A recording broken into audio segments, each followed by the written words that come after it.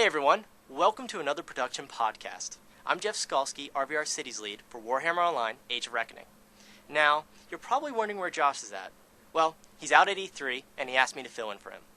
Today I'd actually like to focus in on the capital cities and the RvR campaign.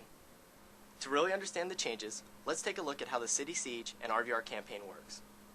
Here's how the campaign in Warhammer Online is laid out. There are 3 racial pairings. Each pairing is a collection of zones through which players adventure and battle as they gain levels. These zones are organized into 4 tiers of gameplay. It's a little easier to understand if we picture it like this. Initially, each side controls an equal number of zones. The zones in each tier can be captured through various in-game RvR and PvE methods. Capturing lower tiers helps you capture higher tiers. It all leads to Tier 4, which is an extensive battlefront that gets pushed back and forth until one side ultimately sieges and captures their enemy city. It's only this last idea that each pairing has their own set of cities that has recently changed. It's a great system, but it encouraged ally realms to kind of take care of their own, and it worked against our idea of realm versus realm combat, which, as you might know, is something we at Mythic hang our hat on. The new system is essentially the same, but fixes this fractured approach to capital cities.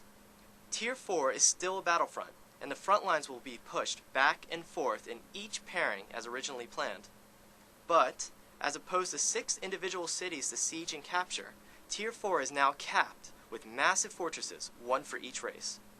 Collectively, these fortresses are the gateway to the final endgame of Warhammer Online, the capital cities of Aldorf and the Inevitable City. These cities are no longer simply the Empire City or the Chaos City, but now belong to all of Order and all of Destruction. Likewise, all the content that was planned across these 6 cities has now been rolled into 2. Really, you could consider the capital cities an unofficial Tier 5 of gameplay. They are now a single shining star for each realm, and likewise become a massive target for your enemies. And because all focus has been directed towards 2 cities instead of 6, the cities are bigger and more alive than it would ever have been before, spilling over with content and all the more tempting to siege and loot. So let's really get into how your realm can reach the gates of your enemy city. Capturing a fortress works exactly as capturing cities did before. Each side will have to move the battlefront towards their enemy's Tier 4 fortress. When they have managed this and captured the final Tier 4 zone, they can now siege that fortress.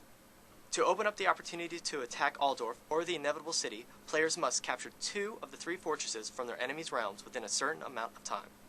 Once they do this, players can then rally and unite to focus their efforts on taking their enemy's city.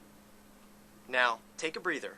Because believe it or not, all that adventure and effort to get to the city gates is only the beginning.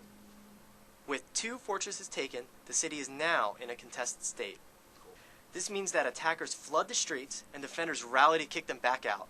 These attackers and defenders are, of course, you. When a city is contested, each side, attacker and defender, begins to accumulate victory points. First, the entire city becomes an RvR public quest both sides take part in. The goal for this public quest is pretty simple. Burn everything and kill all the enemies you see. Additionally, there are battlefield objectives within the city for both sides to fight over. There are even a series of PvE-based quests, which we call Invader and Defender quests. Plus, a new massive city scenario awaits. As you can see, all aspects of the game that have gotten you to the city are in the city, and as you fight on these multiple fronts, you are accumulating victory points for your realm.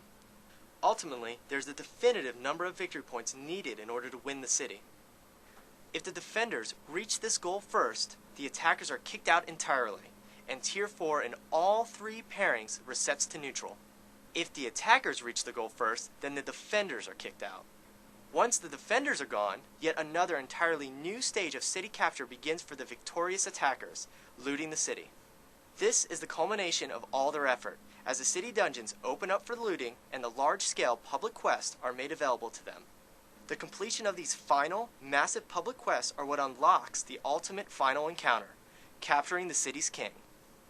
But be warned, the defenders are rallying their troops, and the attackers will have a set amount of time to loot the city before they are eventually forced out and all of Tier 4 resets to neutral. As you can see, capturing a city is a massive undertaking, and the rewards for going all the way through and capturing the king are equally as massive. If, of course, you got what it takes. See you next time in another production podcast.